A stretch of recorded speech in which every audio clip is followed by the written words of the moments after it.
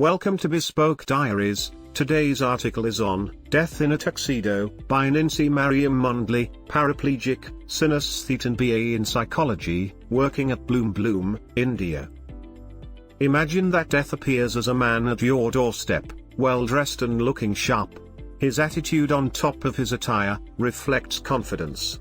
As for the lady, life, you are clothed by self-pity, feeling worn out and miserable.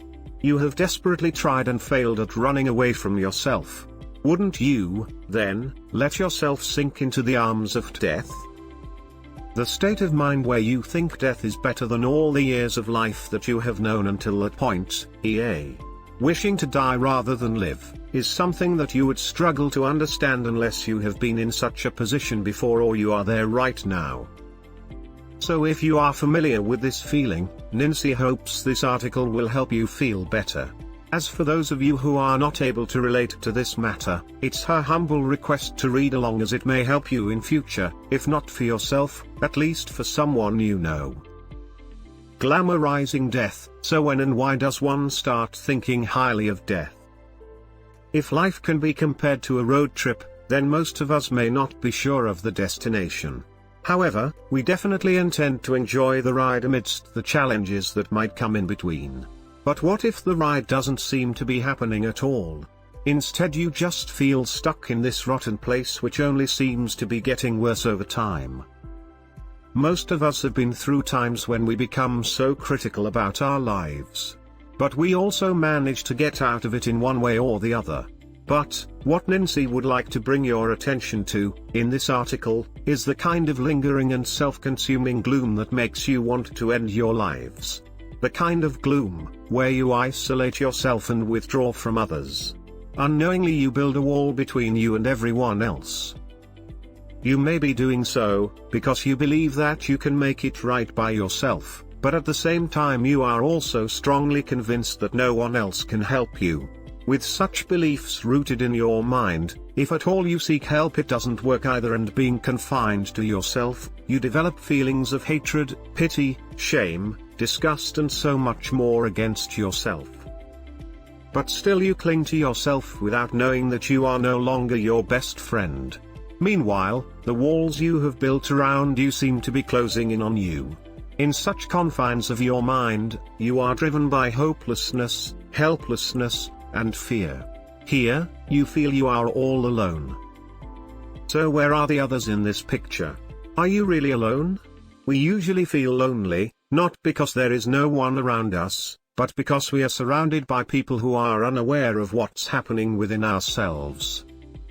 Inevitably, this makes the world look like an insensitive and mechanical place, where people are too busy minding their own business. But it doesn't get any better unless they understand what you are going through. Understanding is never an easy step even with people you are close to.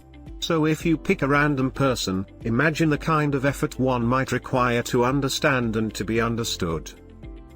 Open communication is the key here. Being able to talk to someone openly about your own thoughts and emotions is the lifesaver here. But this isn't a one-time fix for the anguish you must be going through. Rather you need to practice open communication. Force yourself to do this, if you have to. And while you are on it, you need to accept that you cannot deal with the situation by yourself. You need a friend.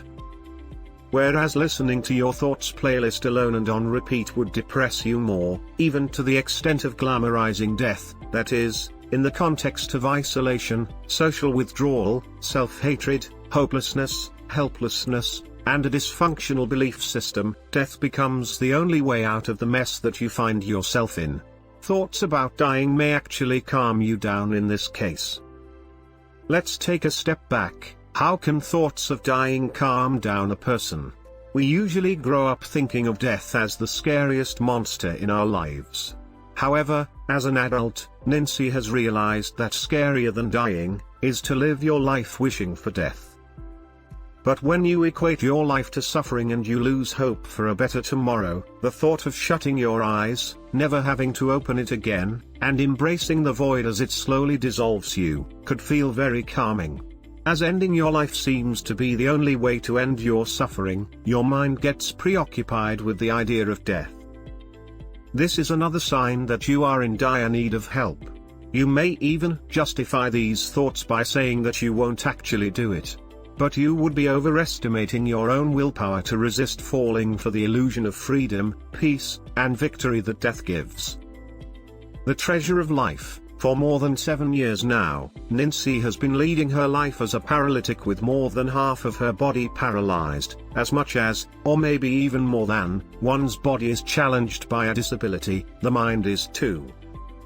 Even when all of us positively address it as a challenge that can be overcome, it's more of a daily struggle.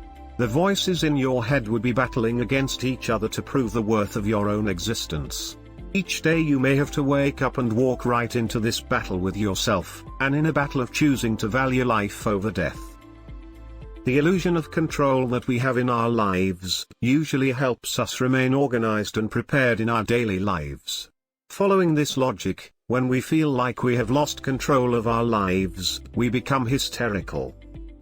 When Nincy found herself unable to do many things independently, because of her physical condition, she was shattered.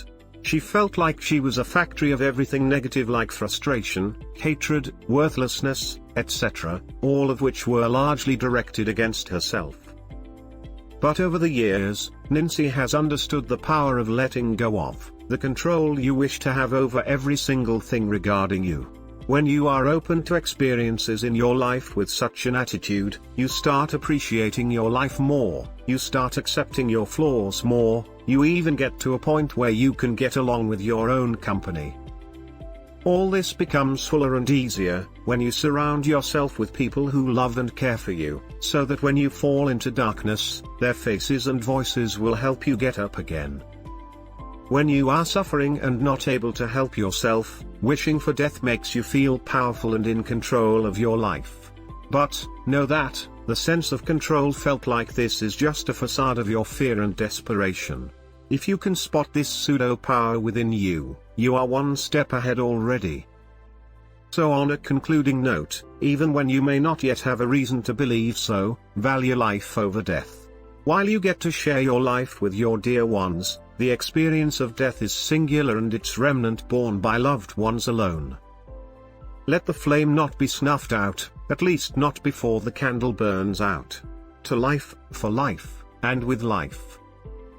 Thank you for your time. Don't forget to like, subscribe and share. Do leave your thoughts in the comments section below. For similar type of article please reach us at contact@thebespokediaries.com, or you can visit our website www.thebespokediaries.com.